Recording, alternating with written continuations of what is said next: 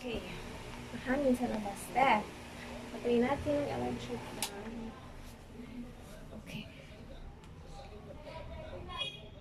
Hi. Okay.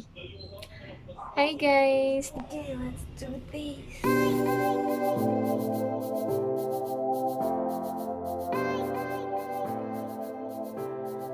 Marunong pa ba ako mag-vlog? Hi guys, this is Kiala from Kiapoy Vlogs, and now I'm back. I'm back with a short hair and a ring, guys. Ring!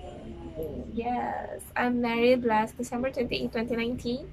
Kaya medyo sobrang tagal din nung next vlog ko or next video ko because I was so busy preparing for our wedding, and then ang dami lang din stuff na nangyari sa akin this past few days. And as we all know, nagkaroon ng Taal eruption, right? So, we are affected by that. And yun. So, medyo nawindang-windang din ako this past few days. I was planning to start my vlog na ng January to discuss about the wedding and to help you guys if you are preparing for a wedding, to help you guys to plan it out smoothly, and of course to give you some ideas on paano ako na-plan on my wedding. So, yan. I will tackle that later. Sadly, we were affected by that, pero we are happy kasi natanggal na yung lockdown nung barangay namin. So, aside from that, guys, mag-move out na kami dun sa dati naming apartment. And we've moved in on a different home, which is yun yung current ano natin ngayon. So, kumuha na lang kami ng 2 bedrooms. Yun, nung mga nakarang araw, yun lang naman yung nangyari sa akin. So, aside from that, guys, meron pala akong natanggap na, where is that? Yan, may natanggap ako na package from, I forgot the brand name, pero it's a Korean brand. And they sent me a primer to test it out. Excuse me. So, tomorrow, I'll try it before I go to work. And then, I'll give you update after work. Just so you know kung ano yung naging effect nun sa skin ko all throughout the day. Okay, how will I start? You still remember me? This is Kella from Kiapoy Vlogs. Yun, kinasal kami ni Jepoy, that guy over there. Kinasal kami last December 28, 2019, and that is one of the reasons why I've been so busy last year because I was so hands-on preparing for our wedding. So, ang purpose lang naman ng video na ito is to share to you guys what is the feeling of being single to married, and what are the struggles na mga na-encounter ko during the wedding planning, and also the struggles and the realization during weddings. Short story lang regarding sa amin ni Jepoy, for those who are new to our channel. We've been together for 8 years before kami na nag-decide na magpakasal. So, this is Japoy. Yan. Bihira niyo lang siya makita sa channel ko because medyo mahiyain siya. So, yun. Pero ngayon, wala. Nasa meeting siya. Yun, isi-share ko nga sa inyo guys kung ano yung mga naging realization ko, ano yung mga natutunan ko during the wedding planning, ano yung mga kailangang unahin, ano yung mga importante sa mga suppliers, and ano ba yung mga kailangan nating iwasan. So, nung nag-propose siya sa akin noong October 2019, a night after that, nakapag-decide na kami kung ano yung pinaka-motif noong aming wedding. It's a lucky color. So, yun yung ano namin, yung pinili namin. Though, pink is my favorite color. Si Jeff, red talaga yung favorite niyang color. Pero yun, mas pinili ko pa rin kasi yung red kasi nga swerte daw siya. After that, na kami kung saan namin gusto magpakasal. Lugar na pinagplanuhan namin is Tagaytay. Yun nga lang, ang isa sa mga regrets namin is hindi namin naisip yung magiging expenses if ever sa malayong place kami magpapakasal. Kasi ako, from Batangas ako, si Jepoy from Manila. Lugar na pinili namin is in the middle para at least fair sa both side. Tagaytay din kasi maganda yung view and also yung weather, okay siya, lalo na kapag bare months. So, yun yung pinili namin. So, nag-come up na kami sa motif and then nag-come up na kami kung saan namin gusto magpakasal. Naghanap na agad kami ng suppliers also ng church. Kasi nga, since Tagaytay yung wedding namin, kailangan ahead kami magpabook. Kasi nga, marami nang papasal sa Tagaytay. Marami na 2 years ahead, nagpapabook na sila. Eh kami, since we are planning to get married that time ng September, on our 8 years anniversary sana, naghanap na agad kami ng church. Later part ng aming discussion, napag-decide na namin na iurong na lang yung wedding to December. Just so, yung mga family namin na uuwi, makasama rin namin. Uwi from ibang bansa is makasama din namin on Christmas and New Year. Isa sa mga tips ko din sa inyo guys, huwag kayong magpadalos-dalos sa pagkuha ng reception. Make sure and ask them very well kung meron ba kayong mga corkage fee. For example, if hindi nila accredited yung cater nyo, magkakaroon ba ng additional fees? If hindi ba nila accredited yung sound and lights nyo, magkakaroon ba ng fees? And then also guys, don't forget to ask kung ilang hours ba yung ibibigay sa inyo dun sa reception area. That is one of my biggest regret during our wedding. Though naman, maganda naman yung reception namin. Pero it's just that, naisip namin, kasi the reception was big, meron siyang pavilion, and then also meron siyang mga 4 rooms. Akala namin makakamura na kami kasi nga, for that price, mura lang siya compared to other receptions. Sige, bigyan ko na kayo ng, ng value or ng price para ma-imagine nyo. So, dun sa reception na nakuha namin siya for 98,000. And yung 98,000 na yun, kasama na yung pavilion, the butterfly garden, magpapalipad sila ng butterfly doon, during the holding area. Tapos, meron na rin kaming 4 rooms. So, yung 3 rooms doon for families or relatives na gustong magstay doon sa place. And then, yung isang room naman doon is for honeymoon. Nasa 98,000 yun. So, nagulat kami kasi sobrang mura niya. Kasi, doon sa ibang reception, for example, doon sa mga natanungan namin, like yung Hill Creek, nasa yun, nasa 120, 140, ganyan. I forgot the price, pero medyo near sa price na yun. And then, for example, sa Fernwoods, ang Fernwoods Garden, nasa 100, medyo close to 110, 120. Hindi namin siya nakuha kasi that time, taken na yung date na gusto namin, yung December 28. So, hindi namin nakuha yung Fernwood. Parang dun sa mga other receptions na nakita namin, yun yung pinaka mura, given na meron na siyang rooms. So, yun yung kinuha namin. Pero yun nga lang, hindi namin alam na meron palang mga corkage fees, may mga hidden charges. So, yun.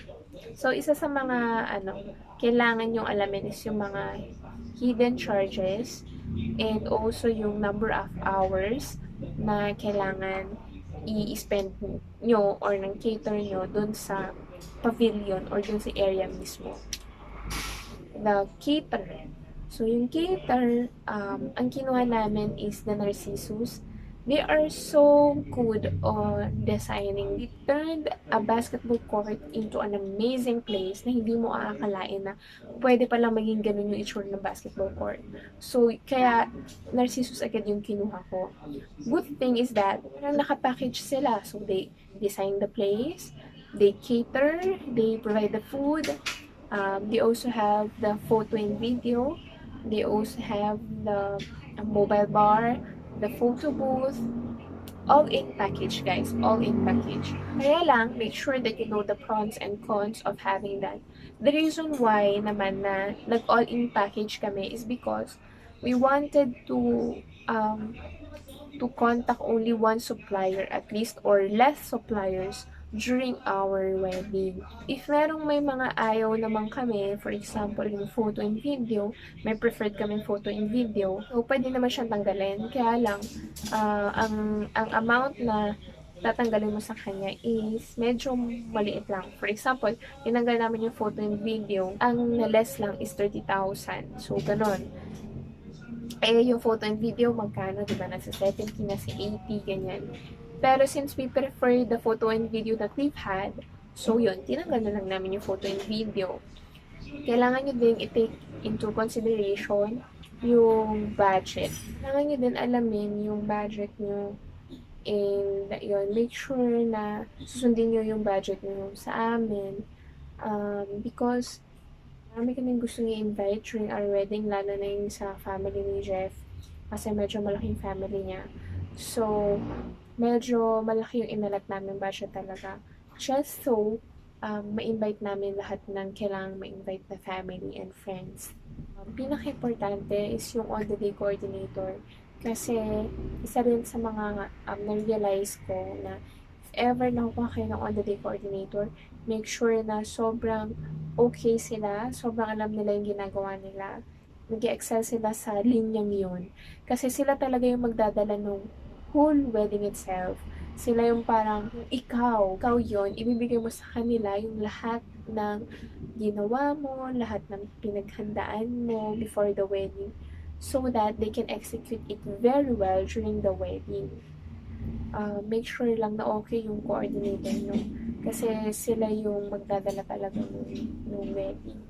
Tapos, doon naman sa gown, make sure din na well-fitted yung gown sa inyo before the wedding. So, ako, nag-fit talaga ako ng gown ko kasi nga, payat ako eh. Gusto ko makita yung maging itsura ko during the wedding, kung okay ba yung fit ng gown, ganyan.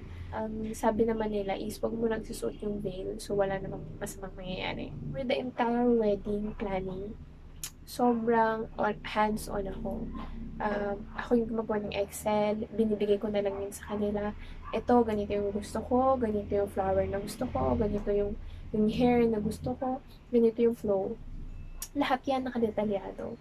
Pati kanta na itutugtugin, pagdating ng guest, ano yung mga songs na tutugtugin, ano yung ila-live, ano yung hindi ila-live, lahat yan nakalagay sa Excel. Pero guys, remember, there's no perfect wedding talaga. So, may mga instances na may mga mangyayari talaga na hindi mo inaasahan, na kahit anong prepare mo, hindi rin talaga nangyayari lahat. Yun, expect that. Kasi kahit anong hands-on mo, kahit anong higpit mo pagdating sa weddings, pagdating sa detail ng weddings, if hindi mo nakuha yung right people to execute that, hindi mo makukuha yung gusto mo. Naiintindihan niyo ako? So, yun. You'll never know if they are okay unless nandun na sila sa mismong moment na yun. Kasi, may mga times naman na okay sila sa ibang wedding, pero pagdating sa wedding mo, hindi pala sila okay. Diba? You will never know. Kasi may mga reviews na okay sila, pero pagdating sa wedding, hindi pala sila okay. So, may mga ganun.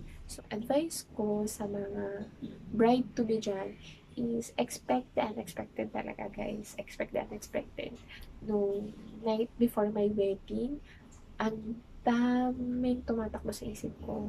Sobrang na-stress pa ako noon kasi yung sa reception ko nga, ang dami ko pang kailangan bayaran na umabot ng 60,000 additional. Take note of this, guys. Sorry kung medyo halo-halo yung thoughts ko. Pero guys, take note of this. First is, you have to know if yung reception nyo has corkage fees. May mga non-accredited suppliers ba sila? Kailangan mo bang magbayad? You have to know that, guys. And then second, you have to know how many hours is allotted for you doon sa reception na yun. Ilan hours yung for ingress, ilang hours yung for tanggal ng mga gamit, and ilang hours yung para sa program. Alamin nyo yun, guys. And then for the caterer, alamin nyo kung ilang oras sila kailangan mag-set up.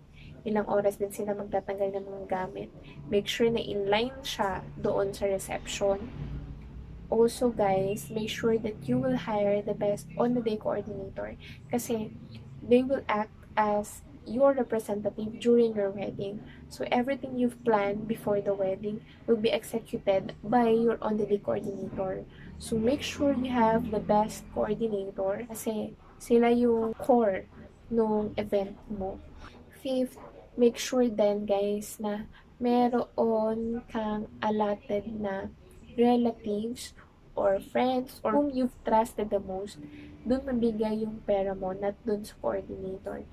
To be sure that the money na pinagpaguran mo to pay for the suppliers is mapupunta talaga sa suppliers, not on the day coordinators. I have this wallet na different sections siya. So, by pocket, nilagay ko doon kung magkano pa ba yung kailangan bayaran sa church, magkano pa ba yung kailangan bayaran sa photo and video, sino ba yung kailangan na puntahan ng aking relatives, and kailan ba niya dapat ibigay. So, lahat yun nakalagay doon. Bigay mo na yon dun sa most trusted relative mo or friends. Yun sa church, ask if okay lang ba yung dress mo, yung plan mo na wedding dress. Kasi may ibang church na medyo mahigpit sila. Before ka magpagawa ng wedding dress mo, make sure na papayag yung church dun sa wedding dress na yon. Yung abay mong lalaki and abay mong babae, patahin na kayo ng damit ahead of time. And please don't ever tell them doon sa mananahe kung kailan yung exact date mo. Kasi sasagarin ka talaga nila yan. Kunyari, ang date ng kasal mo is December 28, tapos sinabi mo, December 28 yung kasal ko.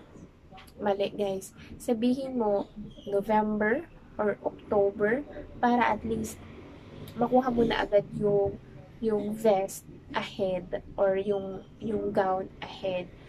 Most likely, yun lang yung mga takeaways ko or naging realizations ko during the wedding planning and also during the wedding. Ano bang na-experience ko during the wedding? Sobrang kakaiba yung feeling. Hindi mo alam kung ano ba nangyayari. Parang gano'n na, ito na ba yun? Tapos after the wedding, oh my gosh, natapos na yung ginastos ko. So, pero pag nakita mo naman na okay, yung comment ng friends mo, nakita mo naman na happy sila, yung family mo. So, lahat ng pagod, mawawala yun. So, make sure din na yung on-the-day coordinator mo pala, hindi ipaparamdam sa'yo na nagkakaroon ng problema. During my wedding, merong mga problema talaga. Pero, lately ko na lang siya nalaman nung after the wedding na, day after the wedding, doon ko lang nalaman na meron palang mga problems na ganun. Good thing, hindi ko siya nalaman during the wedding kasi baka sa attitude ko, malamang ngarag-ngarag na ako that time. So, yun lang guys. Yun lang gusto kong i-share sa inyo. Pasensya na kayo kung sobrang labo-labo yung mga thoughts ko. Medyo naninibago ako sa pag-vlog lately. So, yun lang guys. I hope nakatulong ako to all brides to be dyan. Guys, huwag kayo magpa-stress mga momshies. Kaya niya yan. Thank you for listening and I hope to see you on my next vlog. Bye!